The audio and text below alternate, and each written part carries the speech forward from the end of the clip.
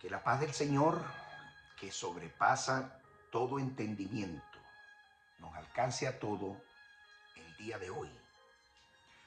Muy buenos días, buenas tardes o buenas noches, dependiendo la hora con que usted vaya a ver este mensaje que hemos preparado con todo el amor del mundo para todos ustedes. Hoy vamos a estar viendo un tema emblemático, en mi opinión, un tema que trae debates, controversia, porque cada vez que uno va a predicar sobre la figura central, el eje fundamental de la palabra de Dios, es decir, el verbo de Dios hecho carne, que se refiere al Mesías, evidentemente trae todas las contiendas del mundo. Algunos con intereses ocultos, otros por desconocimiento, otros que les encanta debatir de temas aparentemente controvertidos, pero que al final de cuentas lleva un mensaje claro, explícito, porque Dios es un Dios de orden y Dios no confunde a nadie. Dios, desde el inicio de la fundación del universo, y oiga esto, que esto es importante, ya Dios había creado el alma del Mesías. Todas las almas Dios las creó bajo su mano. El alma suya y el alma mía también estaba en sus manos. Fueron insufladas o insufladas en su cuerpo el día de su nacimiento. Todos los seres humanos nacidos de mujer y de hombre vienen con un cordón lumbilical, que es por donde la mujer los alimenta. Allí tienen que cortar el cordón, tienen que practicar, según el judaísmo, las respectivas ceremonias.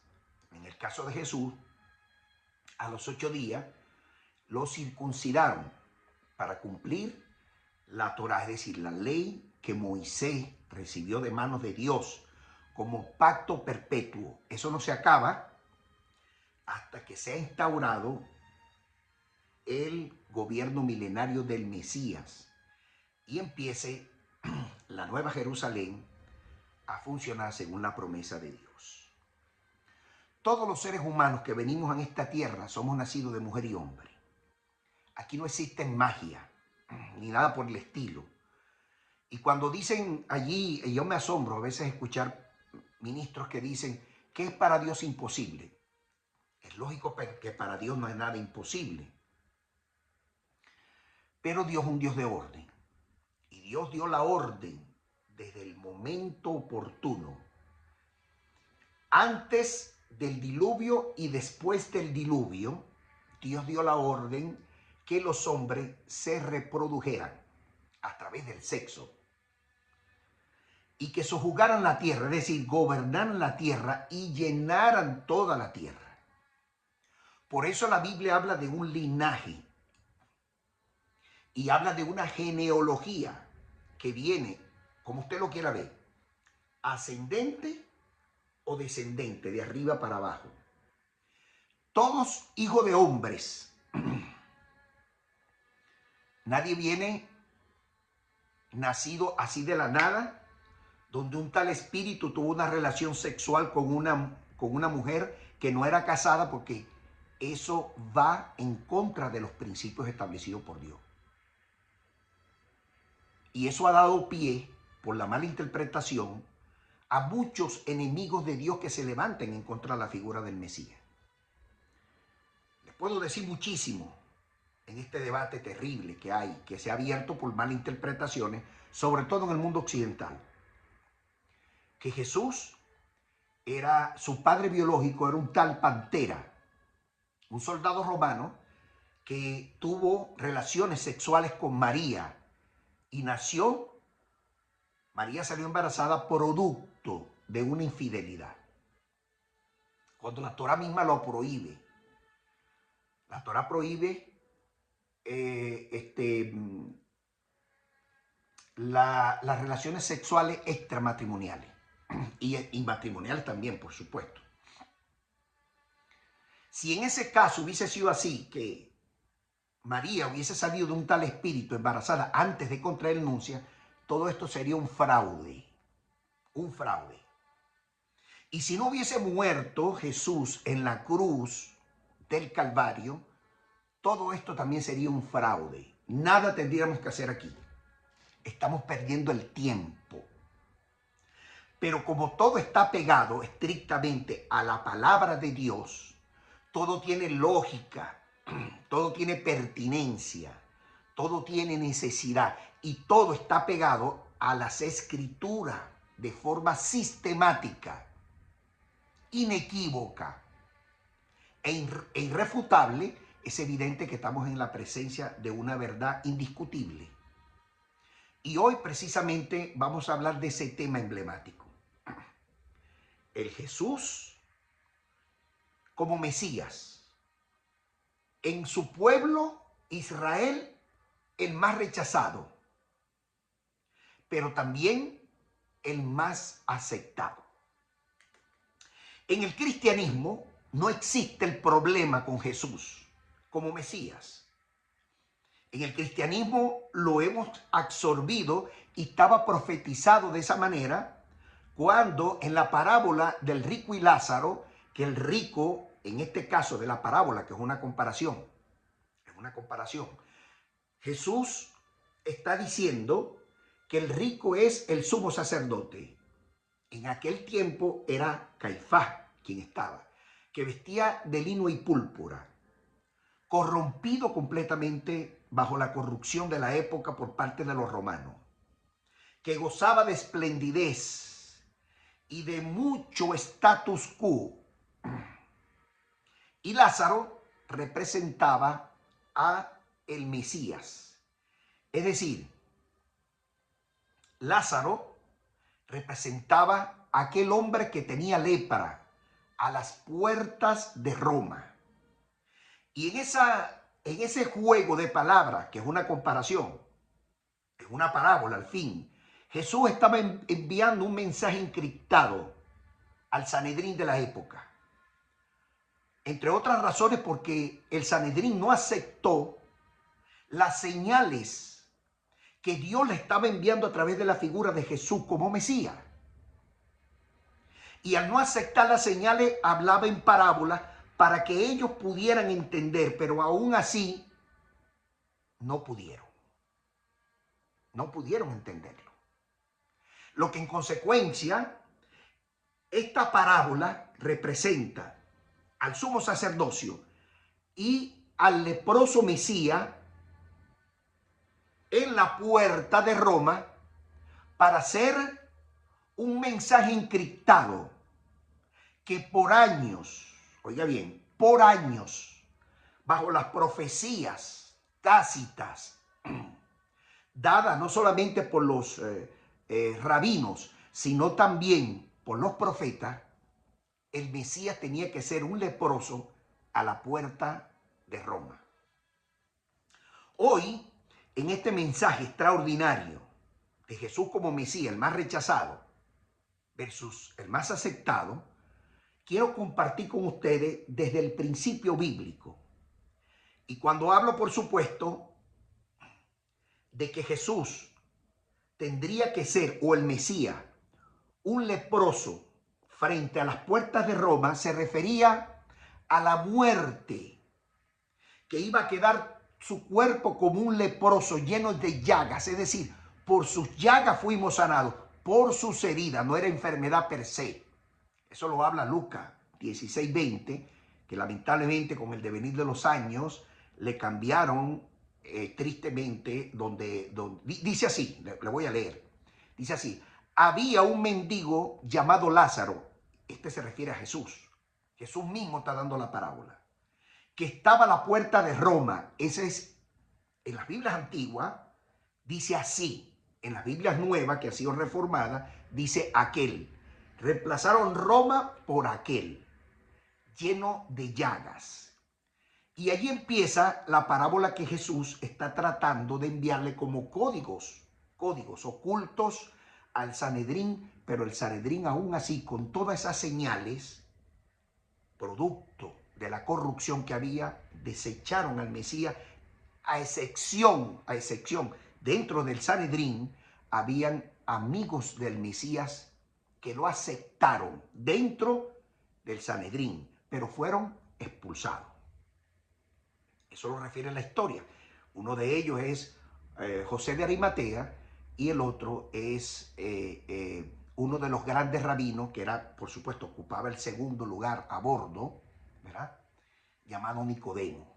La historia remite que después fueron quemados ambos y sus propiedades también fueron quemadas. Pero vamos a entrar en el dabar del asunto, el misterio de hoy que Dios tiene preparado para nosotros.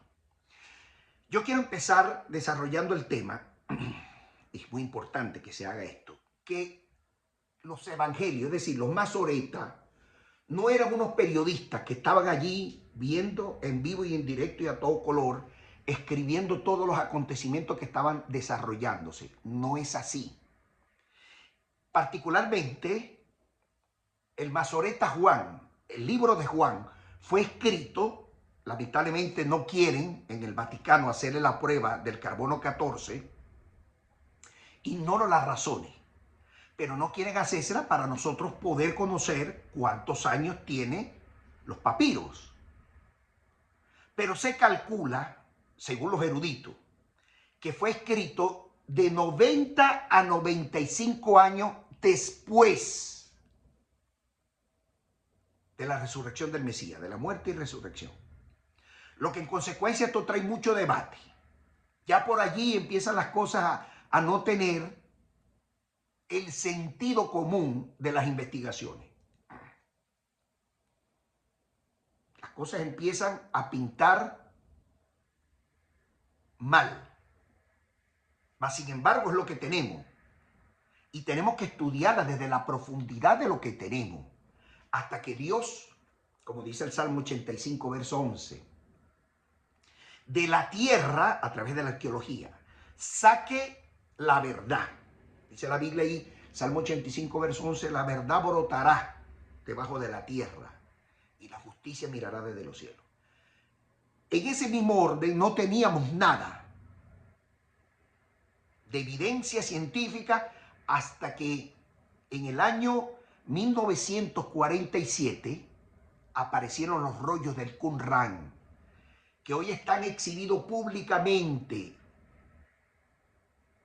en el Museo del Libro en Israel. Usted puede meterse aquí en internet y puede accesar, porque es un acceso que tiene el pueblo de Israel, porque no tiene nada que esconder.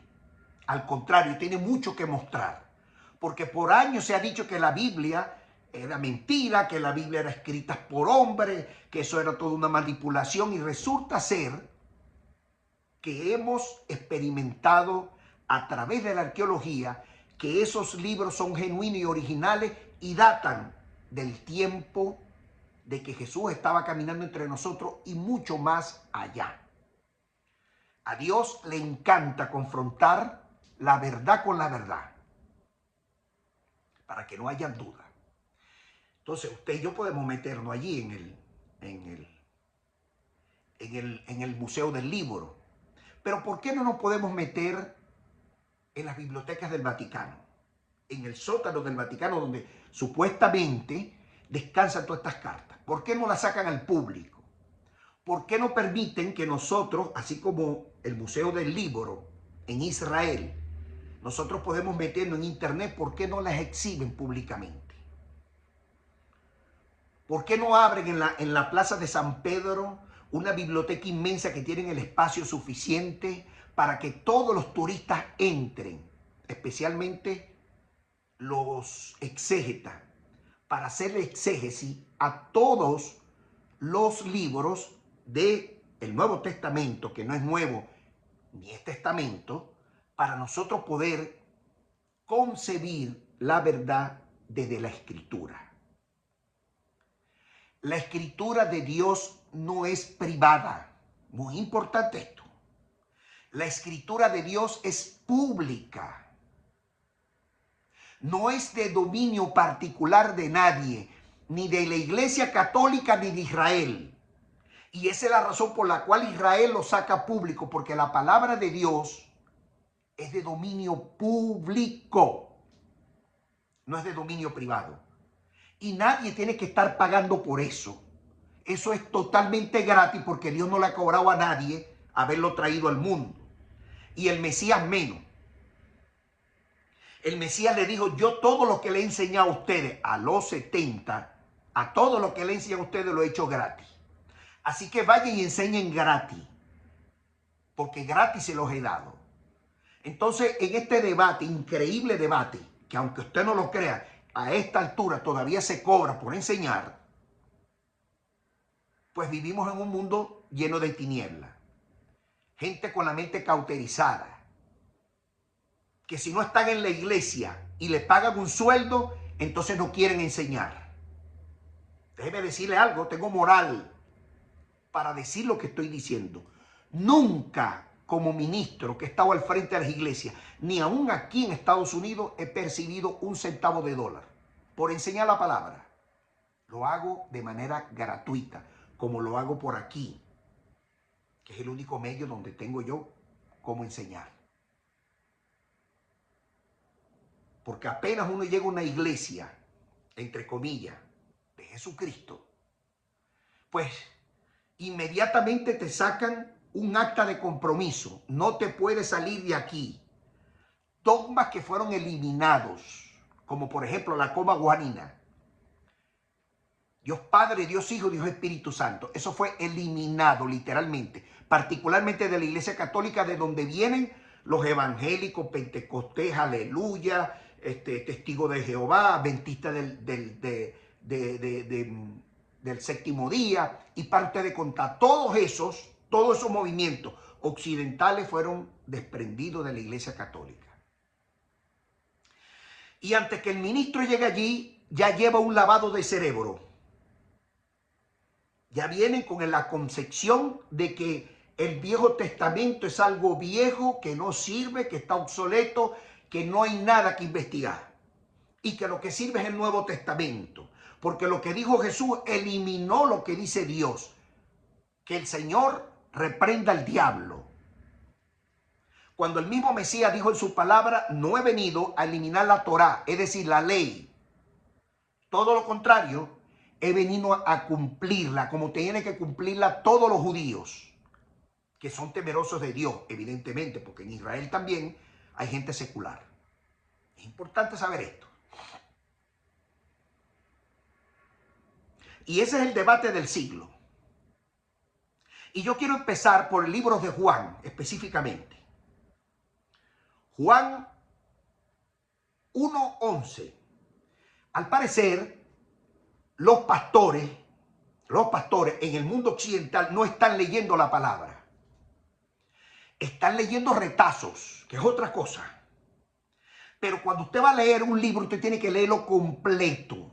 El contexto completo de lo que quiere decir allí para que usted lleve una coherencia de lo que quiere decir Dios allí.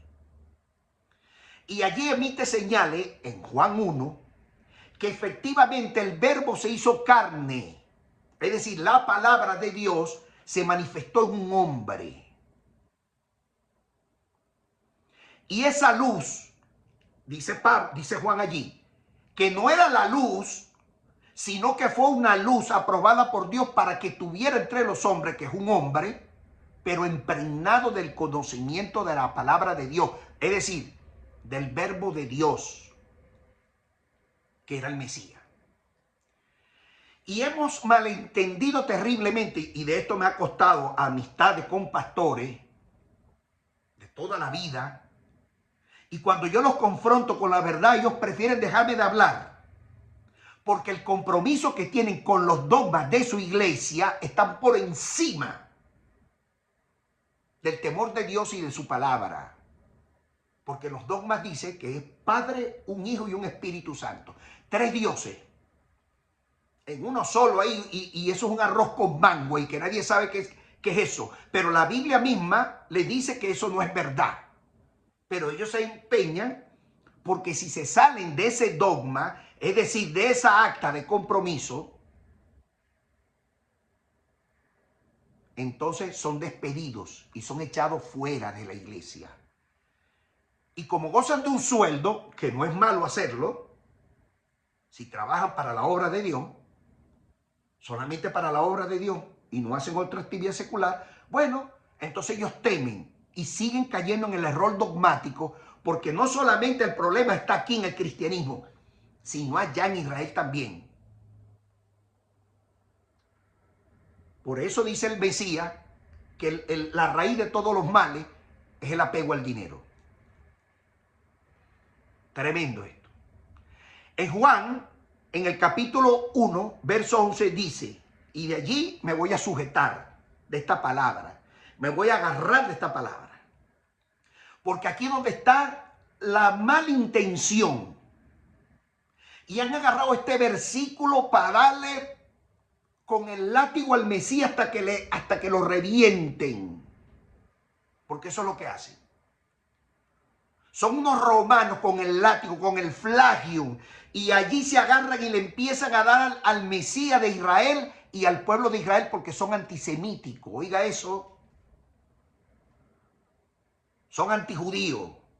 Tienen el espíritu del anticristo metido dentro de su ser, dentro de su pensar, dentro de su sentir. Porque el que rechaza al pueblo de Israel está rechazando al Mesías. Y si rechaza al Mesías, rechaza al pueblo de Israel, rechaza a Dios. Porque en el plan de Dios, el siervo o los siervos de Dios, los hijos de Dios son el pueblo de Israel. Primero fue el pueblo de Israel y después fue el Mesías en el terreno. En el diseño fue primero el Mesías, después el pueblo de Israel. Pero en el orden cronológico del tiempo de Dios, primero los hijos de Dios fueron los hebreos. Y de los hebreos en el linaje, especialmente de Juan, viene el Mesías prometido. Y en ese libro de Juan 1:11 dice así, voy a leer Reina Valera, que es la más tergiversada de todas. La Biblia que ha sufrido más modificaciones en toda la historia por intereses dogmáticos de parte de la Iglesia Católica, obviamente, porque es la única que puede manipular esto, porque son los que tienen, primero, el capital, y segundo, la distribución, las imprentas, para distribuirla en todo el occidente.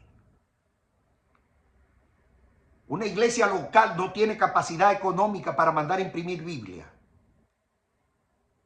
Todos van y acuden o a Biblias que fueron impresas aquí en Norteamérica, que detrás de eso está la Iglesia Católica también,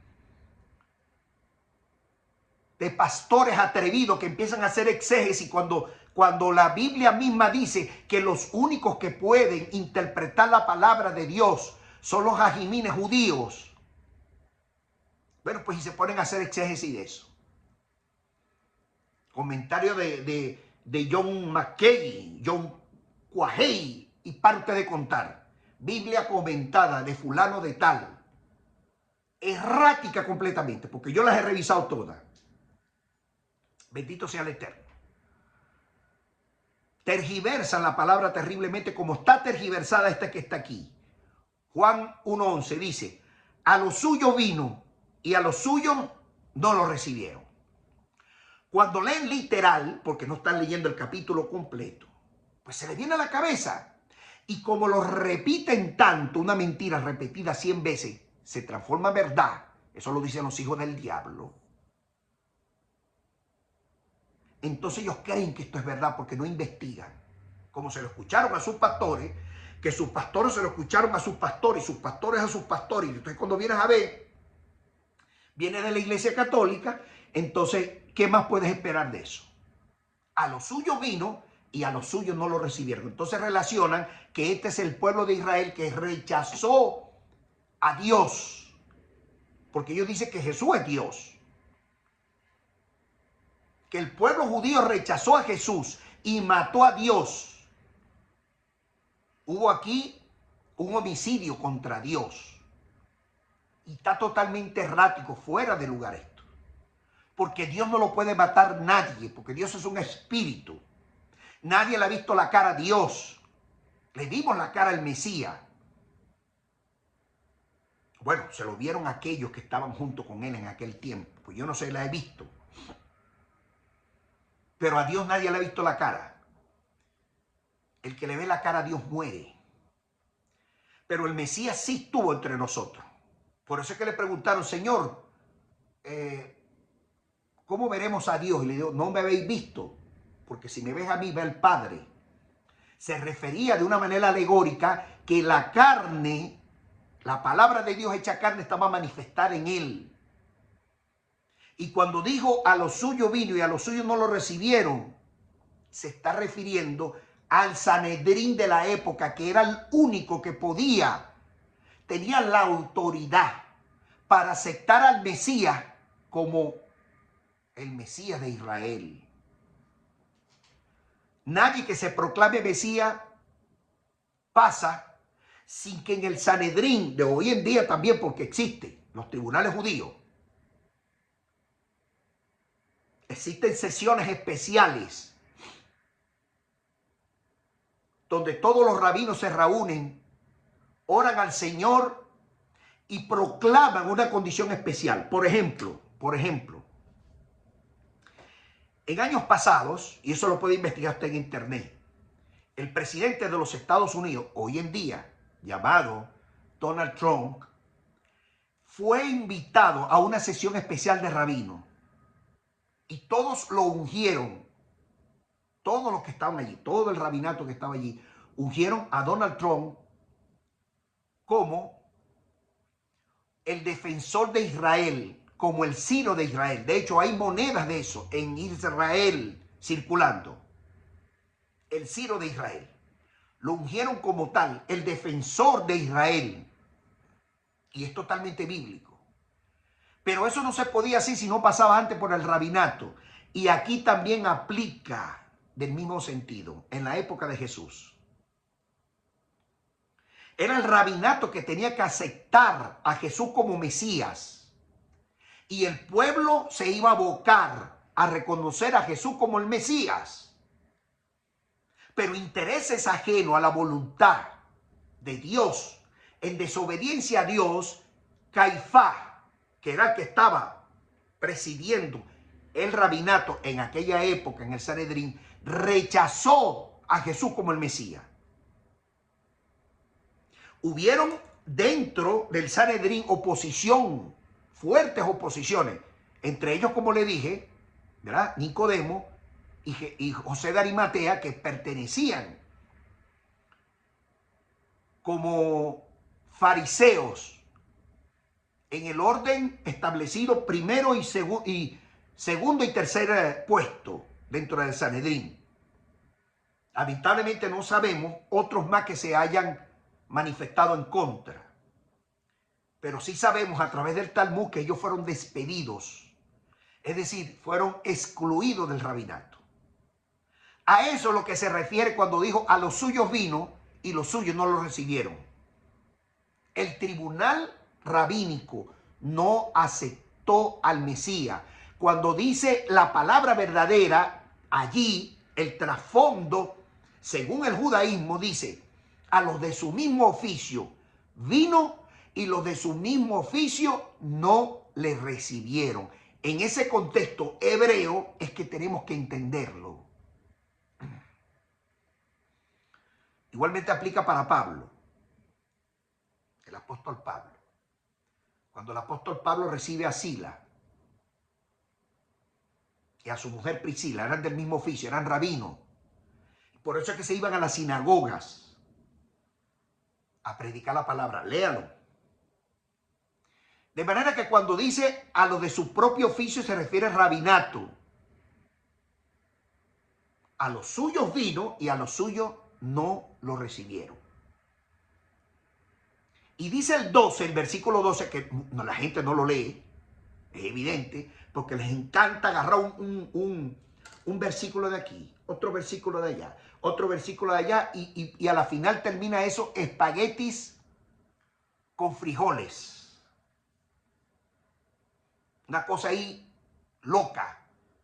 y creen que están predicando la verdad, pero el contexto es sacado fuera, pero el texto es sacado fuera del contexto para crear el pretexto de también rechazar al Mesías porque son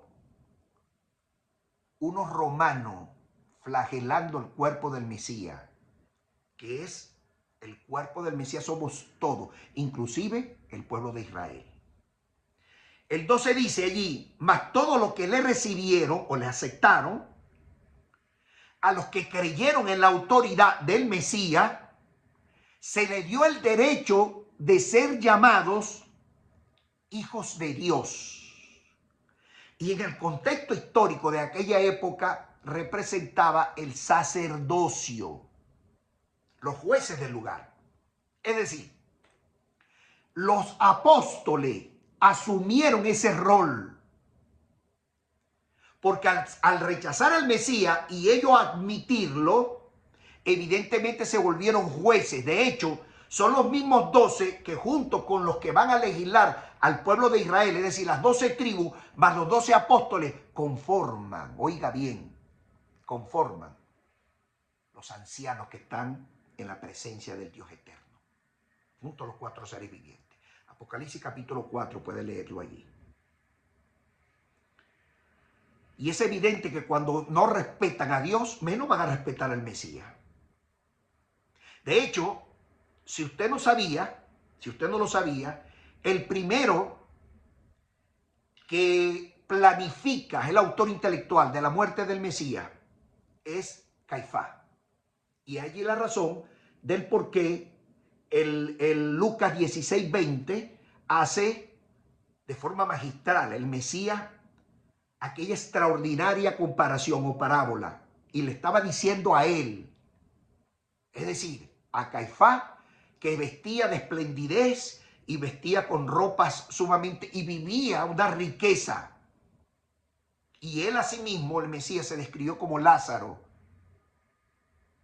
el que tenía llagas y que estaba a la puerta de Roma, pero que ambos se iban a ir al Seol. Murió el Mesías, se fue al Seol. Pero después también murió el sumo sacerdote y también se fue al Seol. Y después el sumo sacerdote de un abismo que lo separaba, eso lo puede leer usted en Lucas 16, del versículo 17 en adelante. Había una que lo separaba, un vacío había allí. Y le dice a Caifás, le dice a Abraham, Padre Abraham, manda a Lázaro, a Jesús, que moje su dedo con agua y lo ponga en la punta de mi lengua, porque el fuego aquí me está consumiendo. Y le dice a Abraham, no puedo porque nos separa un abismo.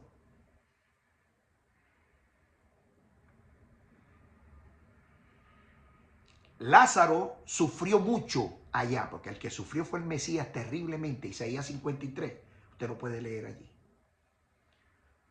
Al no ser aceptado por él y por toda su comitiva por dinero, muy importante que usted lo sepa, todo fue por dinero. Esa era la realidad. De hecho, Caifás no era de la línea sacerdotal levita, era edomita, descendiente de Herodes el Grande,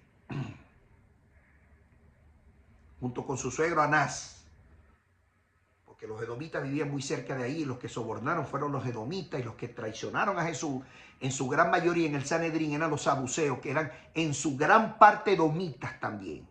Usted tiene que leer la Biblia. Si usted no lee la Biblia, usted es un analfabeta bíblico. Y todo lo que le digan usted lo va a creer, porque usted está tan cómodo gozando el sueldo de que goza y en su espacio de burbuja como muchos no quieren investigar y no quieren predicar la verdad. No se enoje conmigo, que Dios te ama y el Mesías también. Triste. Voy a terminar con lo de la parábola. del rico y Lázaro, que no lo hemos entendido tampoco. Entonces, dice la Biblia que le diera agua. ¿Por qué agua? ¿Por qué? Porque Jesús representa el manantial de agua, de vida. Ríos de agua viva corrían en la sabiduría divina del Mesías.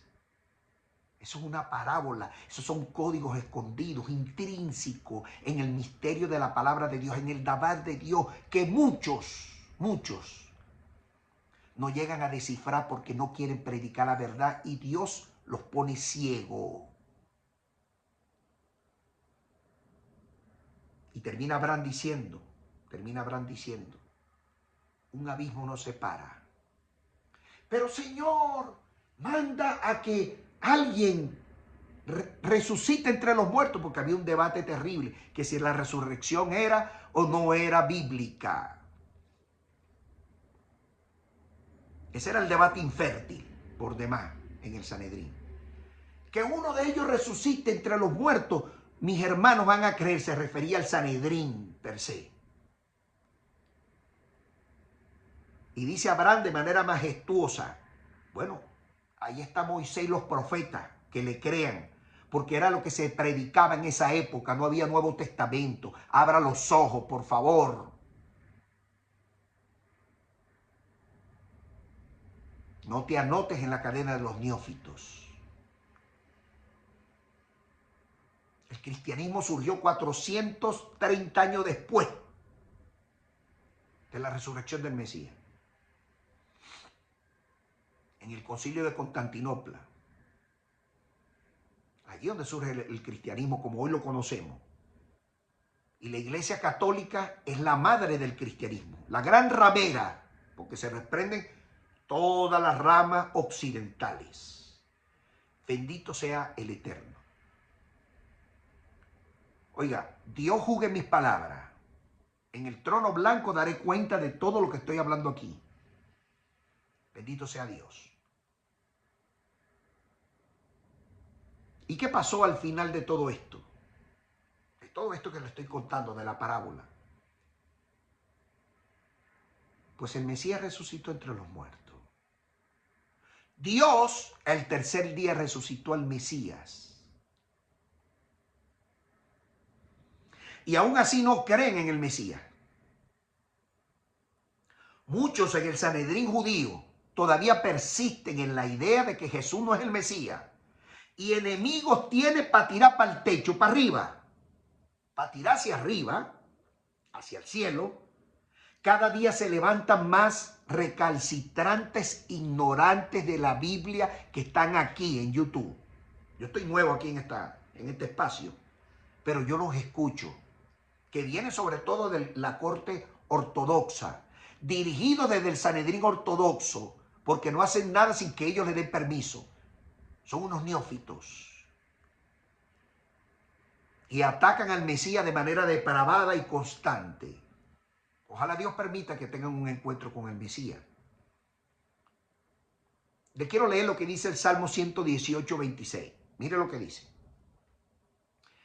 Bendito el que viene en el nombre del Señor. En este caso se trata del Mesías. Desde la casa se refiere al templo, de Dios le bendecimos. O la casa de Hashem, o la casa de Yohei Bajei. Eso lo dice el salmista, 118, 26. Mire lo que dice Lucas 13, 35. He aquí nuestra casa, el templo. La dejará desierta. Y les digo que no me verán hasta que llegue el tiempo de que digan: bienvenido en el nombre del Señor. Esto lo dijo el Mesías.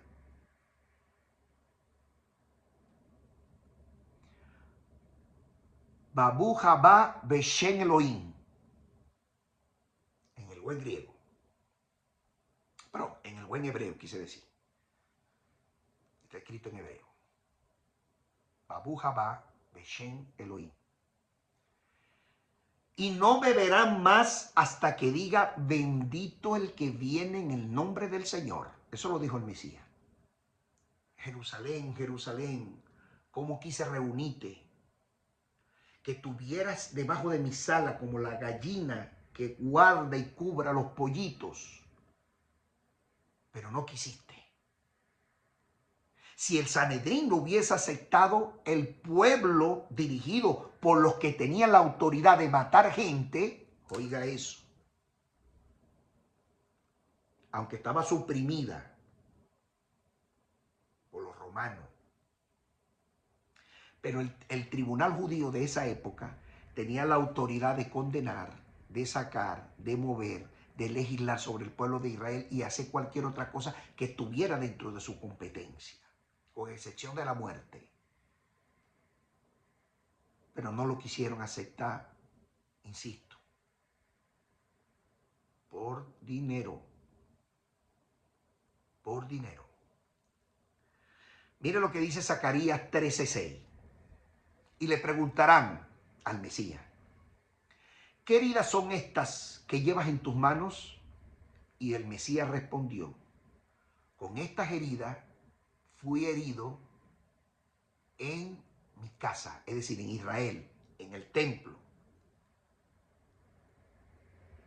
por las transgresiones del pueblo de Israel. Algunas Biblias usted lo va a conseguir, mis amigos, sobre todo de corte católica. Pero en la hebrea va a conseguir por sus transgresiones fui herido.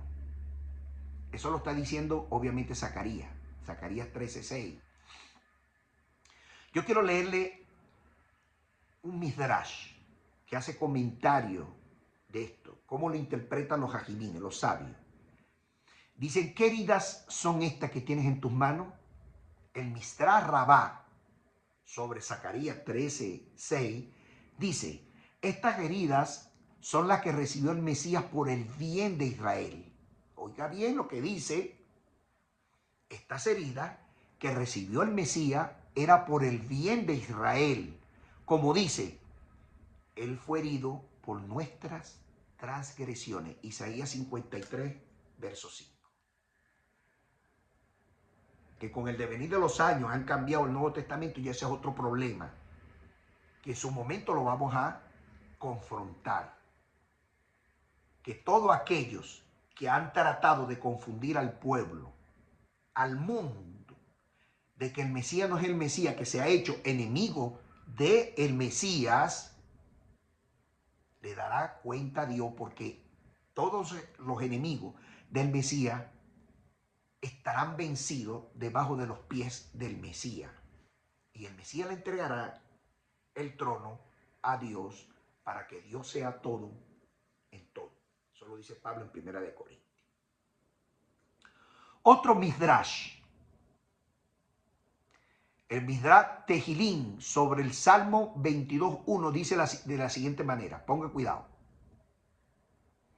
El Mesías se lamenta y dice, ¿qué heridas son estas que tengo en mis manos?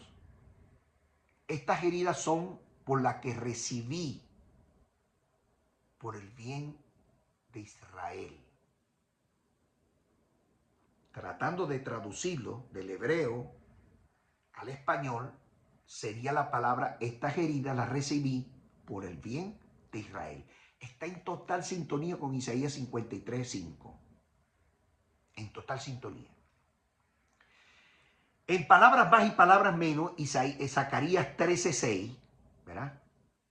Zacarías 13:6 hace una referencia también de el Mesías. Yo me estoy recordando ahora mismo, cuando estudiaba Derecho para ser abogado, en mis principios, en el primer año de Derecho, había una materia que se llamaba Historia de las Ideas Políticas. Hermano, el profesor Marlon Jiménez, el doctor Marlon Jiménez, si me está escuchando, tengo entendido que está vivo, un excelente profesor. Cuando abría el debate en clase, pues se formaba una laraca. Todo el mundo opinaba, hablaba de las políticas del pasado griega de Platón, de Aristóteles, hablaba del contrato social de Hobbes y Locke, hablaba de Carlos Marx, de Hegel. Aquello era terrible, hermano, porque la filosofía comunista trae mucha tela que cortar, pero en el terreno nunca sirve. Son muchas ideas bonitas, perfumadas, ¿verdad? Pero a la final es estiércol todo eso. No se puede perfumar el estiércol, aunque tú le metas allí el perfume más caro sobre la faz de la tierra. Siempre va a expedir su olor propio, es decir, olor fétido, el estiércol. Y cuando este profesor abría ese debate, hermano, aquello era terrible, porque estaban decidiendo qué. Al final, obviamente, un cargo de dirección de un país. Imagínese usted una monarquía, que es más tremendo, que es el reino de Dios al final en la tierra, una monarquía. La idea de Dios, que es supremo y soberano, a través de la figura del Mesías, una monarquía, un reino. Es evidente que el reino del Mesías trae debate, como la materia historia de las ideas políticas. Y son debates terribles, hermano, interminables, donde cada uno pone un gramo y le mete más sazón al asunto. Imagínense usted el Mesías designado para gobernar al universo, porque el Mesías va a tener potestad inclusive en los cielos. Que su fin es establecer justicia y paz, como está escrito. Pero los requisitos que tiene que tener ese rey son requisitos extraordinarios que ningún hombre los cumple en la tierra. Muy importante eso. Yo te voy a hacer una lista exhaustiva de los requisitos que caracterizan en la tradición judía al Mesías. Escucha con detenimiento. Primera parte, tiene que ser descendiente del rey David, porque la promesa de Dios era levantar el templo de David, es decir, levantar a David en su trono, o el trono de David, pues. Primera de Samuel 7, del 12 al 13, y segunda de Samuel 7, del 12 al 13. Ahí está la promesa de Dios. 2. Tiene que ese rey pertenecer a la tribu de Judá. Es decir, tiene que ser el Shiloh, como dijo Jacob a su hijo Judá. De tu semen, de tus entrañas, de la semilla de Judá. Es decir, de una relación sexual con una mujer y un hombre.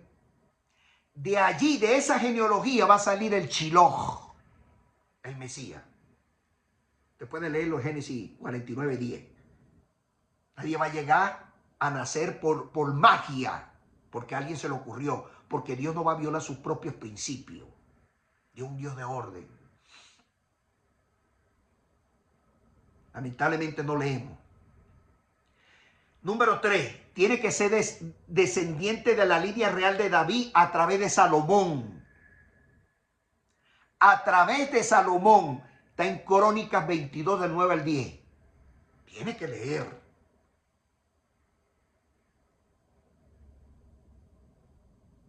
Aparte de estos requisitos, que son 3 requisitos puntuales, debe de complementar con requisitos espirituales. Y que los profetas se encargaron de decirlo, el salmista, los profetas, etc. Isaías, por ejemplo.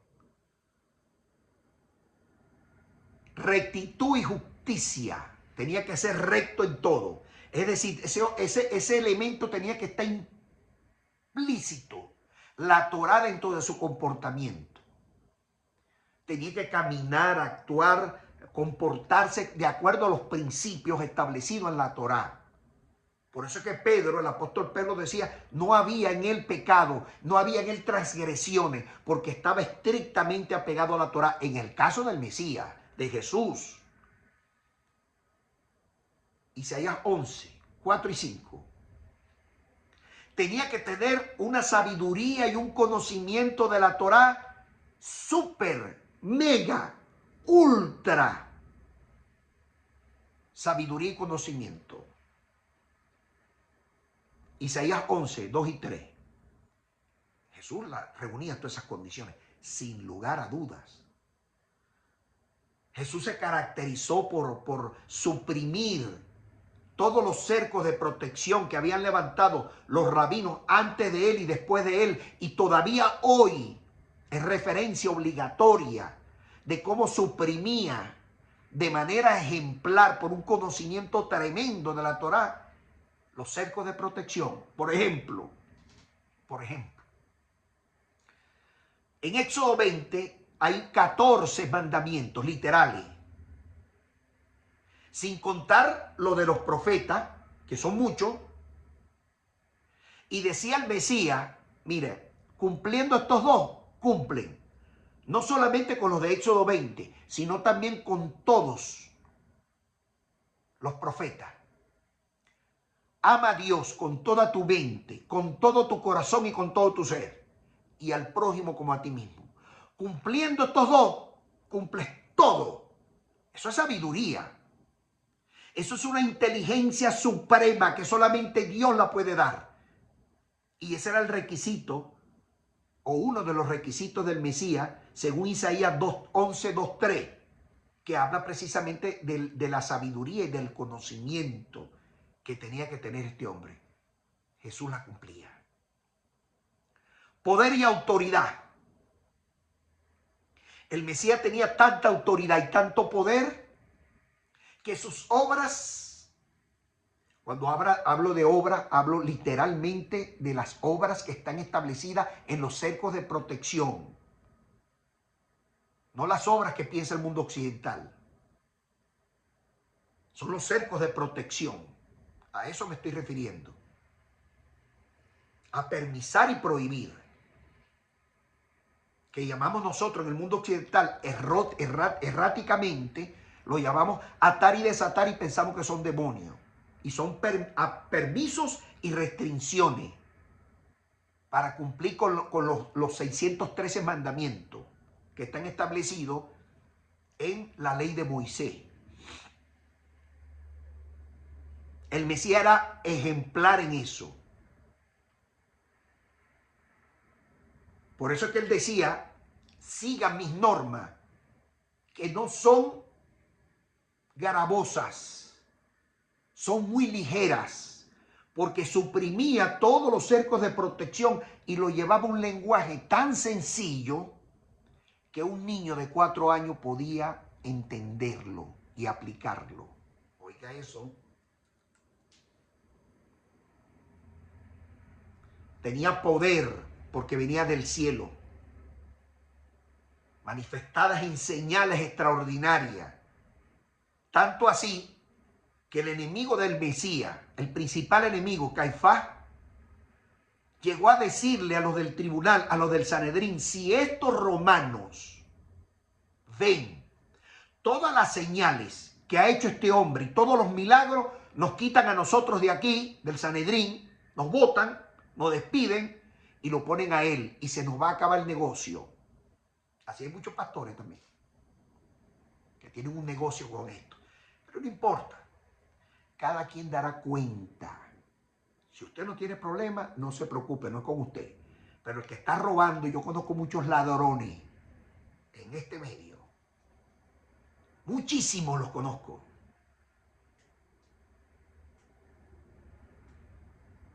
Que lo que viven es robando y engañando al pueblo. Bueno, tanto así que en Venezuela una profeta, entre comillas, que nombró al presidente comunista, un hombre que viola todos los derechos humanos habidos y por haber, llamado Nicolás Maduro Moro, lo nombraron profeta, el profeta más grande de Venezuela. Mire cómo está el conocimiento de la Biblia en mi país. Todos son hijos del diablo. Si no es con usted, usted hace así. O hace así. Como yo hacía en la iglesia cuando predicaba, una de las pastoras que me formó también a mí, llamada María, esposa del pastor Joseito en la iglesia que estaba ubicada en Santa Rita, Misión 1, Santa Rita de la Iglesia Luz del Mundo. Allí es donde empecé yo mis primeros pasos. Toda la gloria sea para el Señor y gracias a los pastores y a la pastora también Yané Baracho de Villavicencio, que me dio también instrucciones para poder caminar en mis primeros pasos aquí. Pero desde entonces no he parado, sigo caminando, sigo investigando, sigo estudiando. Esto es como una profesión de médico, como de abogado, no se deja de estudiar, todos los días hay que estudiar si usted quiere crecer espiritualmente. Pero si se va a quedar en el pasado, como muchos de los profesionales, médicos, abogados, que se quedan en el pasado y no quieren avanzar estudiando, no quieren comprar libros nuevos, no quieren actualizarse, usted va a hacer malas praxis. Bendito sea el Eterno. Otro perfil del Mesías, humildad y mansedumbre. Según Isaías 42, del verso 1 al verso 4, ahí consigue la humildad y la mansedumbre que caracterizó a Jesús como Mesías. Nunca levantó la mano, nunca confrontó a nadie, nunca escupió a alguien, amaba a todo prójimo que se le acercaba, a pesar de que lo flagearon terriblemente. Y aún así en la cruz, voluntariamente, porque se ofreció voluntariamente, le decía a Dios, al único Dios que existe, al Dios del Mesías, oiga esto, al Dios del Mesías, le decía el mismo Mesías en medio de la cruz aquella, en condenación injusta, Padre Celestial, perdónalos porque no saben lo que están haciendo. Ve si no era humilde y tenía una mansedumbre tremenda. Por ahí alguien alguna vez me dijo que Dios te bendiga. Y yo le pregunté, ¿quién es ese Dios? Y me dijo, Jesús es mi Dios. Entonces yo le dije, bueno, yo te voy a bendecir con el Dios que el Mesías, que Jesús le pedía, que Hashem te bendiga, que yo, Hei Bajei, derrame sobre ti las bendiciones que tenga que derramar. Amén. Yo estoy seguro que este personaje no durmió. Bendito sea Dios. Toda la gloria sea para el Eterno. Devoción y amor por las almas. Salmos 2.7. El Mesías las cumplió literalmente. Ahora, de estos requisitos espirituales que no están en discusión, que todos lo sabemos, también habían requisitos que tenían que ser mesiánicos. Es decir, para identificar que era el Mesías dentro del pueblo de Israel, que nosotros lo conocemos en el occidente como Cristos. Pero en el lenguaje original vernáculo de su pueblo es Mesías. En la Biblia debería aparecer no cristiano, debería aparecer mesiánicos. Lo que pasa es que alguien quitó esa palabra y puso cristiano. Y la gente llega a pensar, incluso pastores que yo conozco, llegan a pensar que ahí estaba la iglesia protestante estaba ahí. Nosotros nacimos en aquel tiempo, en el libro de los Hechos. No seas ignorante. Eso es anacronismo lo que tú estás hablando. Histórico. Estudia. Porque hasta ahora los títulos que has tenido son manipulados y son basofia históricos e intelectuales. No estoy ofendiendo a nadie. Hablo de alimentos congelados que hacen mal en el estómago de aquel que come porque están dañados. Entiéndase, por favor. Con la verdad no miento, ni temo tampoco. Porque conocí la verdad y la verdad me hace libre. Por eso predico la verdad del Señor. ¿Que soy pecador? Sí. El primero en la lista. el primero en la lista, y asumo mi responsabilidad y mi condición espiritual delante del Eterno. Y lucho todos los días con eso. Que Dios tenga misericordia de mí, pero no puedo relajarme en esto, porque esto no es para relajarse. La palabra de Dios está por encima de todos los hombres y por encima de todo dogma, de toda organización cristiana, organización evangélica, como usted lo quiera llamar, políticas inclusive. Requisitos mesiánicos para identificar al Mesías. Bueno, tenía que redimir a Israel de la esclavitud y de la opresión. Isaías 59, versos 20 y 21. Jesús cumplió con esto. Redimir es volver de nuevo a sus raíces, porque en el tiempo de Jesús la palabra ya no se predicaba de manera eficiente y de forma eficaz, porque había corrupción en el templo. Los que estaban dirigiendo el templo en el tiempo de Jesús eran edomitas, no eran levitas. Y todo el que se levantaba para hacer el bien los mataban. Herodes mató a todos los levitas, inclusive mató al papá de Juan el Bautista. Es decir, a Zacarías, el último que ministró dentro del templo. Lo mataron entre el altar y el templo. Allí dejaron su cadáver. Y esa es la razón por la cual agarran a Juan el Bautista de niño y lo llevan a la cueva del Qumran, de donde Jesús se formó teológicamente, bajo la figura del maestro de justicia. ¿Y por qué yo sé esto? Bueno, porque yo leo los rollos que están en el Qumran, cueva número 4. Banus. Juan el Bautista era conocido como Banus. Y después salió a predicar para abrirle el camino al Señor. De manera que redimió Jesús de la opresión que estaba ejercida por los romanos. Sí, tanto así que los mismos romanos se convertían en nuevas criaturas, nacer de nuevo. Y tenemos un ejemplo de eso. Bueno, muchísimos ejemplos. Tenemos un teniente coronel, comandante del destacamento La Italiana, según nos refiere el libro de los Hechos. El mismo apóstol Pedro fue hasta allá a hacer la purificación a este hombre, que se convirtió al judaísmo, no al cristianismo, porque el cristianismo no existía. Al judaísmo terminó convirtiéndose este teniente coronel. No llames impuro lo que yo ya he purificado. Terminó siendo prosélito y de prosélito dio el paso a la conversión del pueblo de Israel. De hecho, él financiaba, según Flavio Josefo, las sinagogas de aquella época. Incluso,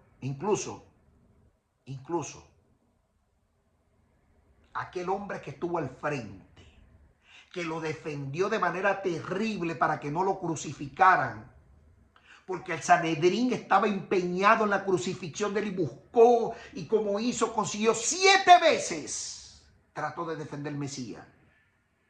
Poncio Pilatos. Dicen los historiadores que también terminó convertido. Israel estaba esclavizado completamente. De hecho, estaba helenizado. Habían judíos que se habían hecho la circuncisión desde niños y pagaban operaciones para que le pusieran de nuevo la capa protectora del glande. Espero usted me entienda. Eso lo dicen los historiadores. Plinio el Viejo habla de eso. Flavio Josefo habla de eso. El doctor David Flusser habla de eso. Incluso profesores más modernos, que llegó en su momento a ser uno de los curadores del Qumran, director del Museo del Libro, custodio principal. también habla de eso.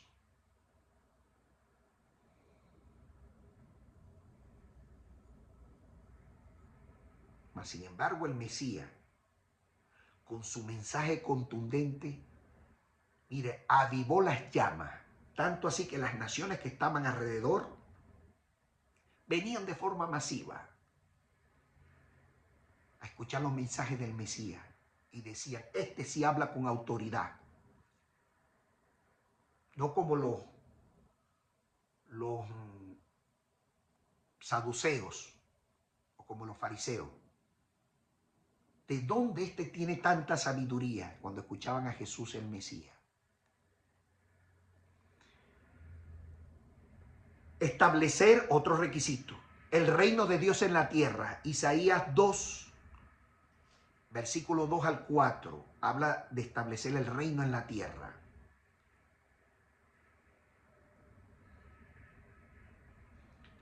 Por eso decía Juan, el reino de Dios se ha acercado. Se refería al Mesías.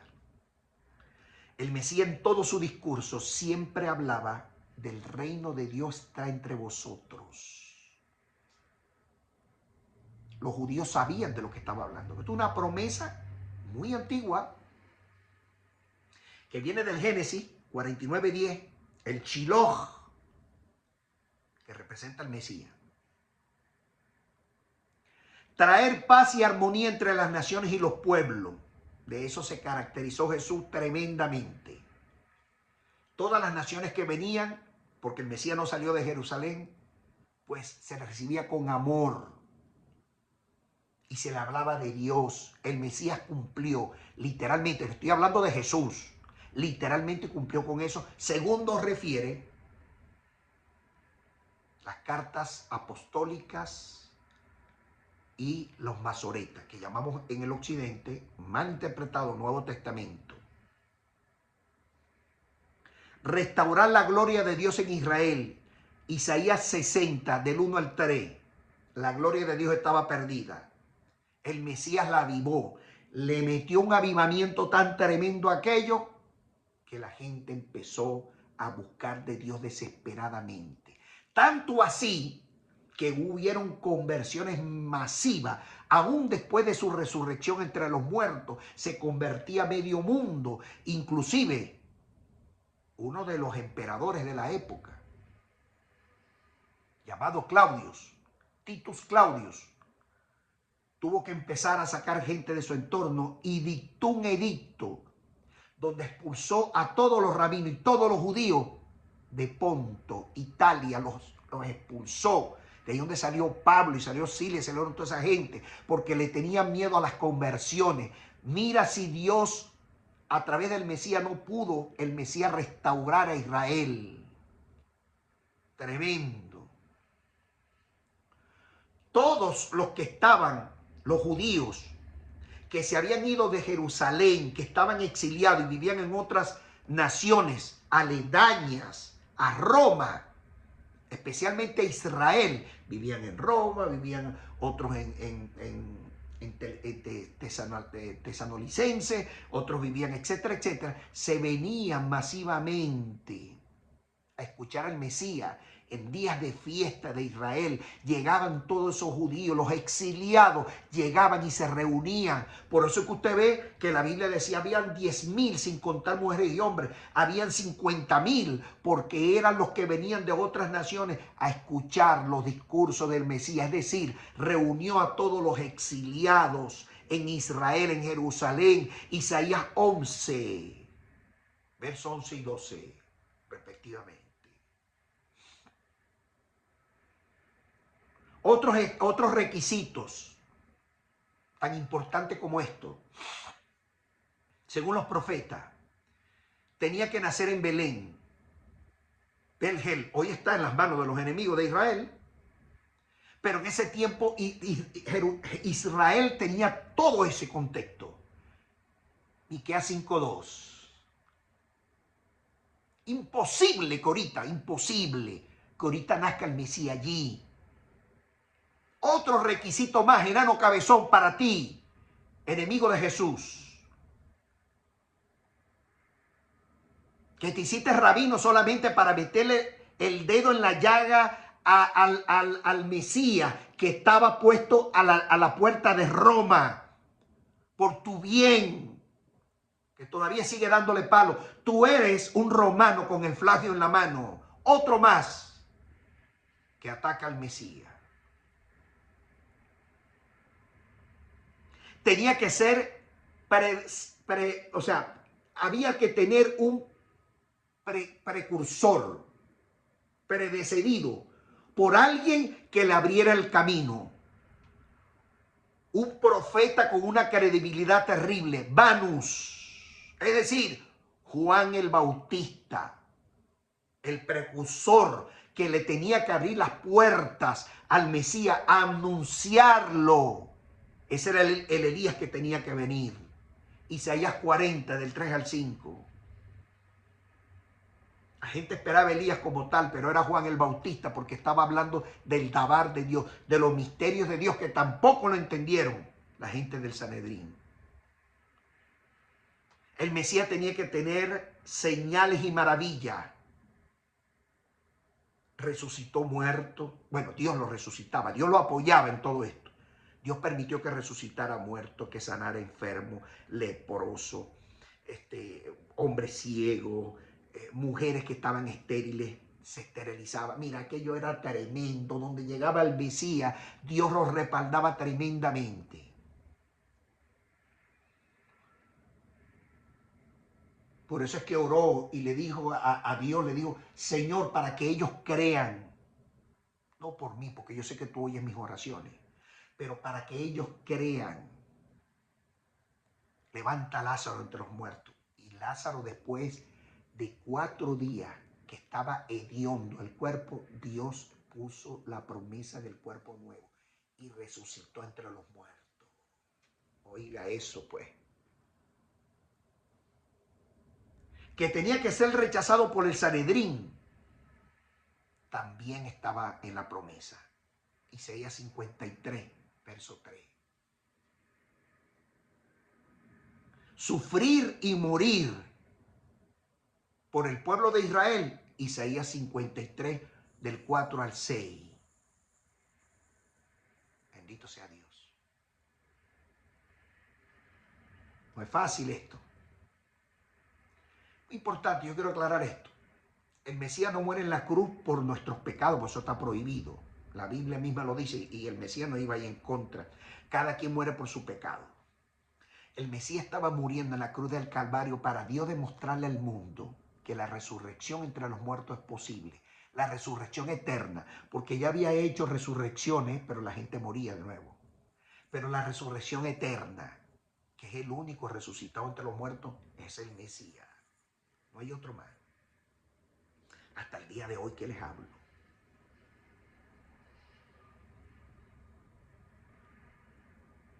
De manera que sufrir y morir por las inequidades, por las transgresiones del pueblo de Israel, era totalmente válido desde la perspectiva bíblica y de las promesas de Dios.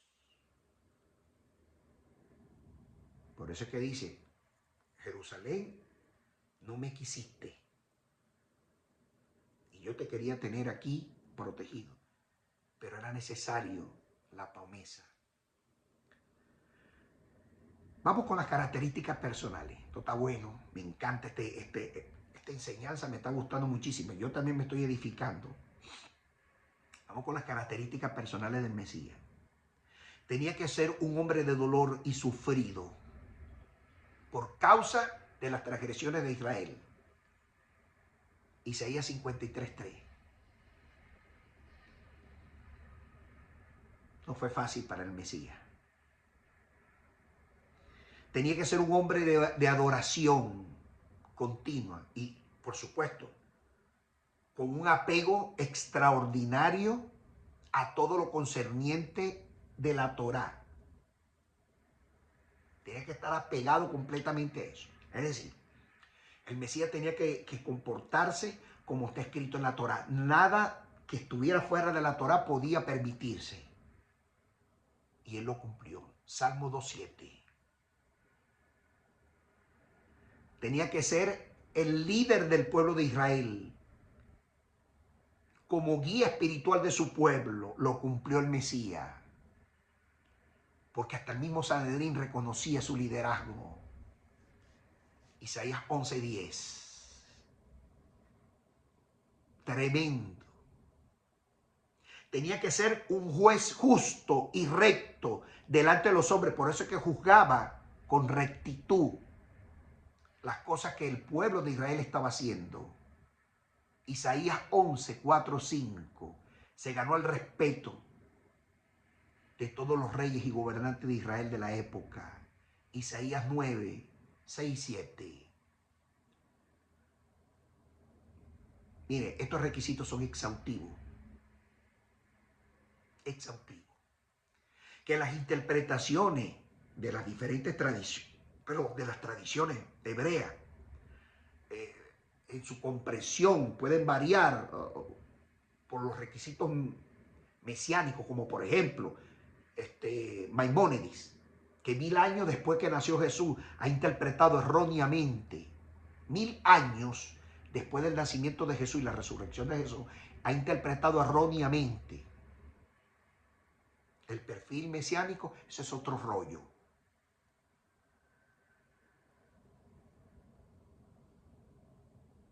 Mira, la diáspora en Israel, en el segundo templo estoy hablando,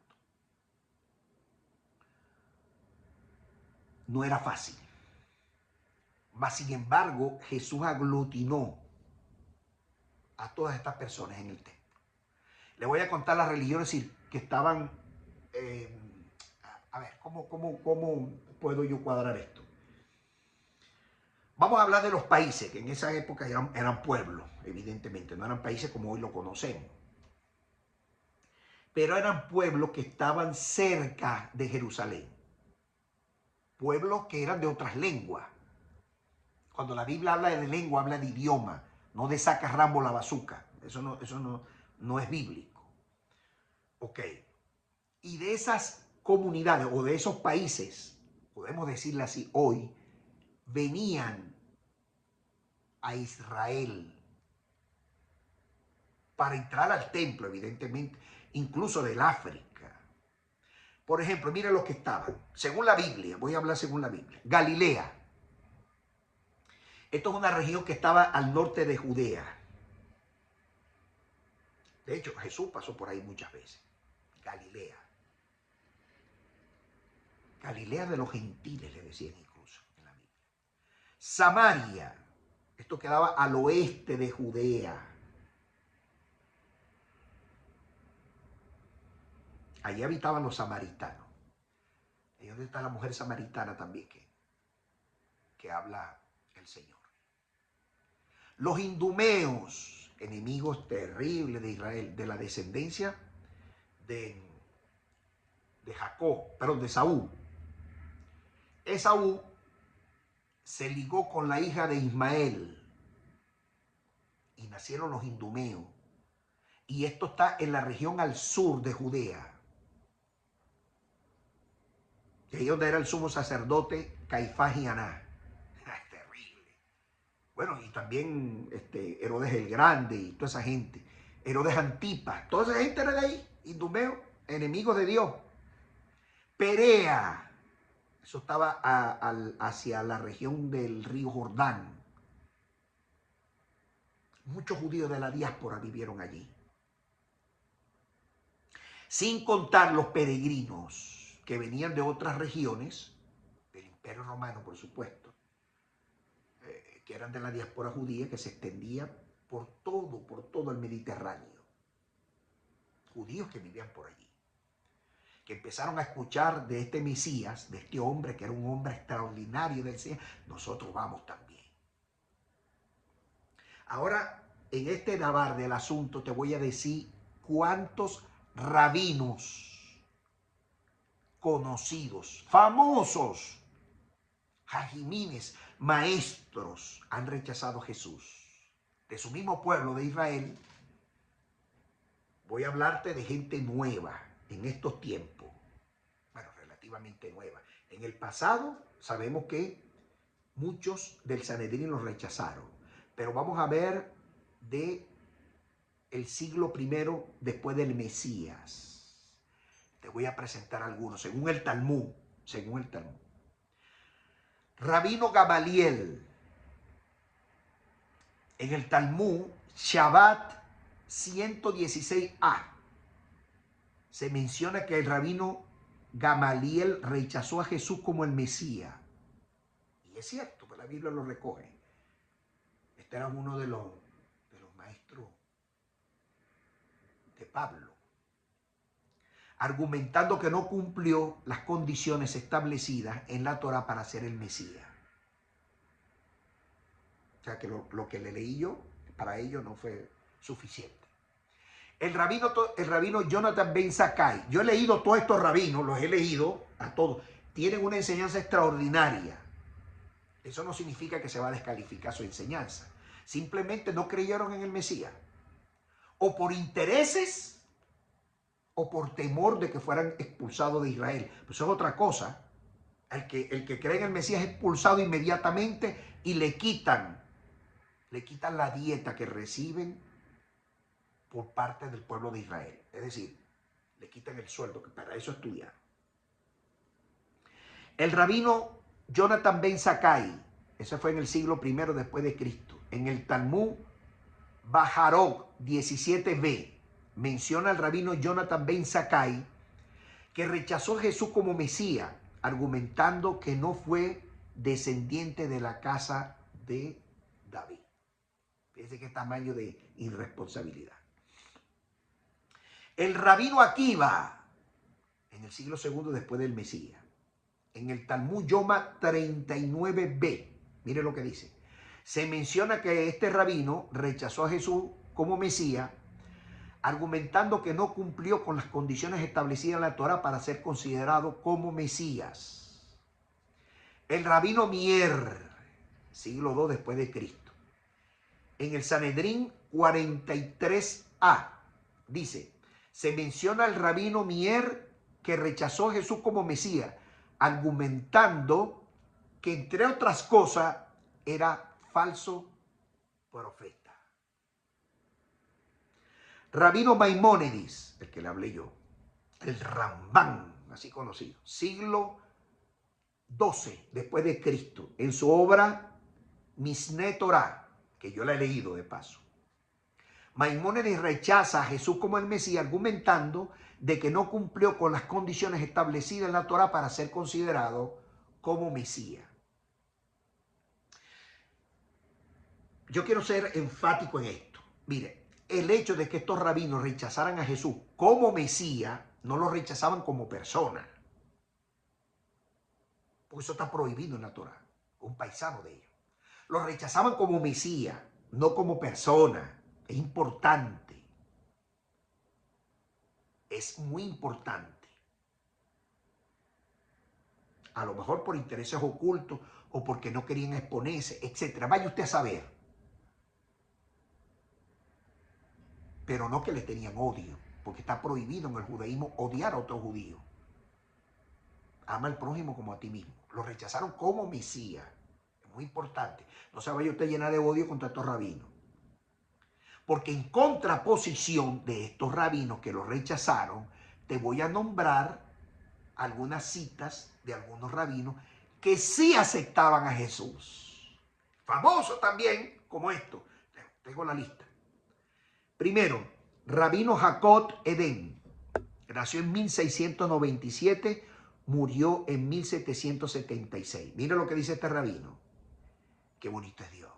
Esto me encanta. Esto no sabe cuánto me encanta. Jesús fue un hombre sabio, justo, y sus enseñanzas fueron puras y santas. No hay duda de que Jesús fue un hombre de Dios y, a mi entender, el Mesías. Rabino Moses Mendelssohn, 1729-1786. Escuchen lo que dice textualmente. Jesús fue un hombre virtuoso y sabio. Sus enseñanzas beneficiaban no solamente al pueblo de Israel, a toda la humanidad. Por lo tanto, es el Mesías. Rabino Abraham Heger, 1810-1874. Toma nota tú, ortodoxo, rabino ortodoxo, tú sabes quién eres, toma nota, escríbelo. Dice aquí este rabino, Heger, dice, Jesús fue un reformador judío que intentó purificar la religión judía de sus elementos supersticiosos y nacionalistas. En consecuencia, era el Mesías. Rabino Leo Baet, 1873-1856. Oye esto, Jesús fue un hombre de fe, un maestro de la Torá judía. Su enseñanza fue llamada a la justicia y a la compasión por el prójimo. Rabino Daniel Sion, 1883-1979. Sion, el rabino Sion, fue un rabino sefardí que se convirtió al judaísmo. Es decir, como era sefardí, esto lo quiero explicar yo. Los rabinos sefardí que nacieron en España se vieron obligados mucho a buscar el cristianismo porque los mataban. Acuérdense de la cruzada y de la persecución de la reina Isabel I. Esa es una historia muy interesante que no la voy a puntualizar hoy aquí porque me desvío. Tenían que aceptar el cristianismo, pero después él, por supuesto, se convirtió nuevamente al judaísmo, de donde viene, porque era circuncidado a los 8 días, y dice, gracias a ese, dice aquí, gracias a esa transición, pude conocer a Jesús como el Mesías. Fue un destacado líder de la comunidad mesiánica. Rabino Shimit Yudá Koh, 1891-1982. Koh fue un rabino y líder religioso israelí que aceptó a Jesús como el Mesías judío, aunque no en el sentido cristiano, y alegó que Jesús era hijo de un hombre, hijo biológico entre José y María. Oiga eso pues. Rabino Chaim Richman, 1951. Nacido en 1951. Richman es un rabino y líder religioso israelí que expresó públicamente opiniones positivas sobre Jesús y aceptó su papel como el Mesías en todo el sentido estricto del judaísmo. Rabino Isaac Shapira, 1969, por cierto, nació. Estamos hablando ahora reciente. Yo nací en el 68. Todavía tan vivo esto. Shapira es un judío rabino, líder religioso israelí, que ha aceptado a Jesús como Mesías en el sentido judío. Hasta ahora ha escrito varios temas y ha sido rechazado por el Sanedrín judío. Es un tema de debate. Rabino Samuel Joseph Swin, 1912-1995. Lamentablemente nos dejó. Jesús fue un hombre sabio y justo, y su enseñanza fue llamada a la unidad y a la reconciliación, no solo del pueblo de Israel, sino de todos los pueblos. Rabino Shihat Kaduri, 1898-2006.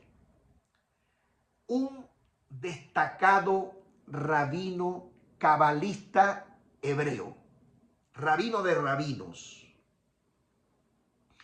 En el año 2005, este rabino, un hombre muy viejo de edad, fue antes de su muerte hasta acudir a sus leyes, pues. Kaduri hizo una declaración que sorprendió al mundo, sobre todo al mundo de los cabalistas. Es decir, este hombre era un judío ortodoxo, no ortodoxo, súper ortodoxo, y publicó, dijo, yo le voy a decir quién es el Mesías, pero un año después de mi muerte, y voy a publicar, y quiero que se publique esto, lo hizo como la voluntad, su última voluntad, en el periódico israelí llamado Marsh Arin. Según la declaración de este rabino Kaduri, dijo que Jesús era el Mesías, pero no en el sentido que se entiende en el cristianismo, alegó. En su lugar, Kaduri creía que Jesús era el Mesías judío que había venido a redimir a Israel, pero que había sido rechazado por los líderes del Sanedrín de la época. No estamos tan perdidos. Kaduri también dijo que Jesús había sido un gran sabio y justo y había enseñado verdad del judaísmo. Sin embargo, Kaduri creía que Jesús no era el Hijo de Dios, sino más bien un ser humano que había sido elegido por Dios para cumplir la misión profética específica del Mesías. En esa línea estoy yo. Bendito sea el Eterno. Es importante destacar la declaración de Kaduri, que fue controvertida y generó gran debate dentro de la comunidad judía. Algunos rabinos y líderes judíos rechazaron la declaración de Kaduri. Otros la vieron como un paso importantísimo hacia la reconciliación entre los judíos y los cristianos. En resumen, la declaración de Kaduri sobre Jesús fue sorprendente para muchos judíos, sobre todo del orden ortodoxo y superortodoxo, y generó un gran debate en esa comunidad judía. Aunque Kaduri no aceptó la divinidad de Jesús, y aquí voy a hacer un aporte, su declaración sugiere que Jesús fue un gran sabio y justo que había sido elegido por Dios para cumplir la especificación del Mesías.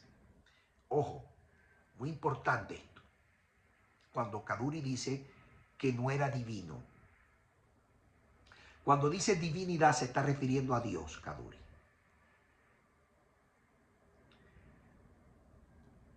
Algún pastor por ahí, amigo mío, que yo amo mucho, tenemos tiempo que no hablamos, de paso. El pastor me dice, mira, en esa posición le están quitando al Mesías, porque en su concepción él piensa que el Mesías es Dios y es respetado. Le están quitando al Mesías la divinidad. Nadie se la está quitando, al contrario, se la estamos reconociendo. ¿Por qué Jesús es divino? Bueno, porque está resucitado entre los muertos, es el único, y está sentado a la derecha del Dios Padre. Por esa condición per se es divino, pero no es Dios. Para nada. Dios sigue siendo Dios. Por eso Kaduri hace esa exposición clara y contundente. De hecho, Kaduri mandó a sus alumnos, a sus discípulos, a estudiar el Nuevo Testamento. Aquello fue sorprendente. Estudien el Nuevo Testamento. Hagan estudio de religiones comparadas. Royman, el doctor Adolf Royman, estudió religiones comparadas. El que fue en su momento el custodio de los rollos del Qumran. Y el que hizo toda esa majestuosa obra por voluntad de Dios. Gracias, doctor Royman, desde aquí, desde mi corazón. Gracias por ese trabajo loable que hizo. Dios pagará conforme a tus obras, mi hermano. Dios tiene un premio grande para ti. Créelo. Mire.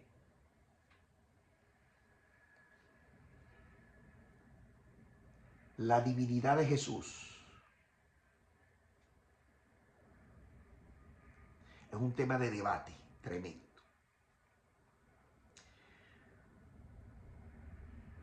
La versión o la opinión del judaísmo per se, para muchos de los rabinos que no aceptan a Jesús como el Mesías, es evidente que ellos van a mantener una posición sólida, porque es oposición. Recuerden que estamos hablando de un reino. Y hay gente que por intereses se mantienen en esa posición, bien sea económico, bien sea por las comunidades, etcétera, etcétera, porque han enseñado toda la vida eso. Así también pasa en el cristianismo. Hay gente que no quiere aceptar que la coma juanina es un invento. Pero como cuando ellos firmaron el contrato social de estar frente a sus iglesias, le dijeron: no puedes salirte de aquí, Padre, Hijo y Espíritu Santo. Si te sales, te movemos. Asamblea de Dios es una de ellas. Antes de tú ir allá, ya hay un dogma creado. Y detrás de eso está la Iglesia Católica, evidentemente. En su gran mayoría son masones los que componen estos movimientos. Yo vengo de allí. Yo sé lo que estoy hablando. Pero cuando se consiguen con esto, hermano, prefieren predicar los dogmas que predicar la verdad del Señor. Igual que los judíos que no aceptan a Jesús como el Mesías.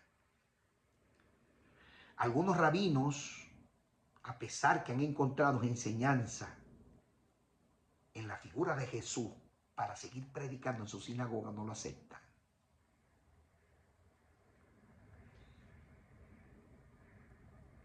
Tremendo. Con esto yo quiero cerrar. La entrada triunfal del Mesías. Ya sabemos de los milagros y todo eso. En Jerusalén, por supuesto. La profecía que está escrita en Zacarías 9, verso 9, establece que Jesús fue montado allí en un pollino. Bueno, no sé cómo se diría en su país. En un pollino que nunca fue montado por nadie. O sea, un burrito pequeño. Un asno pequeño, no sé cómo se dice en su país. Y de esta manera lo recoge Juan 12, del 12 al 19 o al 20, cuando entra triunfal. La rama de higo que fueron ahí puestas, etcétera, etcétera. Es un reconocimiento de la figura del Mesías. La muerte y la resurrección del Mesías por parte de Dios.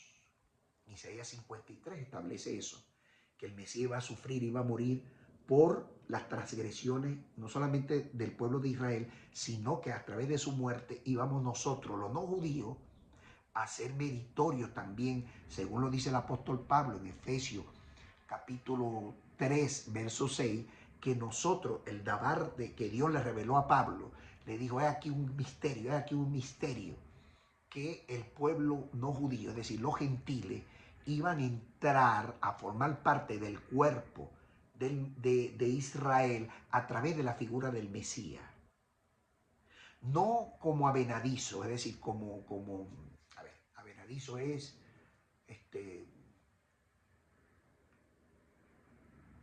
no como parte, pero extranjero, sería la palabra más o menos que aplicaría aquí. No como extranjero, sino como parte de un todo. Es decir, lo que hablaba el apóstol Pablo en Romanos 11, que habla del olivo silvestre y el olivo natural. El olivo silvestre, que somos nosotros, los no judíos, íbamos a ser insertados de la rica savia del olivo natural que es Israel. A eso se refiere. Por eso es que Isaías 53 lo habla. Que moriría en la cruz para que la resurrección entre los muertos fuera fijada y vencida todas las matrices de opinión y teología que se pudiera levantar, según los evangelios. El cumplimiento de las festividades judías, la Pascua, la fiesta de los tabernáculos, la fiesta de la dedicación, por cierto, llamada también Hanukkah, se cumplieron. Miren, Jesús cumplió con todas las expectativas, tanto de la Torá como de las enseñanzas de las cartas apostólicas y de los masoretas. Dios exaltó al Mesías el día de su muerte. Lo resucitó al tercer día para la gloria de su nombre. Glorificó no solamente a Jesús como Mesías, sino también que exaltó su nombre y ratificó su promesa para la humanidad. En consecuencia, Jesús como Mesías es el hombre más conocido en la faz de la tierra. No hay un país en el mundo que no cita a Jesús como el Mesías, excepto algunos judíos recalcitrantes por ahí. Todos somos súbditos del rey Mesías. A pesar de que el Sanedrín lo haya rechazado, nosotros no. Sobre todo el pueblo no judío. El imperio romano le temía tremendamente, mas sin embargo lo venció en la cruz del Calvario a todos. No hubo en él, en la figura del Mesías, ninguna transgresión de la Torá. Es decir, no cometió ni transgresiones, ni tampoco pecó. Mas sin embargo murió en la cruz del Calvario para redimir al pueblo de Israel y a los pueblos del mundo, para que vieran que la resurrección entre los muertos es totalmente viable. Todo el mundo busca en la tumba de Jesús sus restos y no lo van a conseguir, porque fue glorificado, levantado por Dios al tercer día para dar testimonio a las naciones. Hoy, todos nosotros, sus súbditos, el súbdito del rey Mesías, en su reino sempiterno, estamos proclamando su venida. Le pedimos al Dios eterno, que es el único que sabe cuándo va a enviar al Mesías, a sus ángeles también junto con él, para la resurrección de los muertos, para restablecer la época mesiánica. Reconocemos a Jesús como el Mesías de Israel y reconocemos que todas sus profecías fueron cumplidas de manera tácita, indubitable. El nombre de Jesús, por lo menos para este servidor, no está en discusión. No es negociable. Yeshua HaMashiach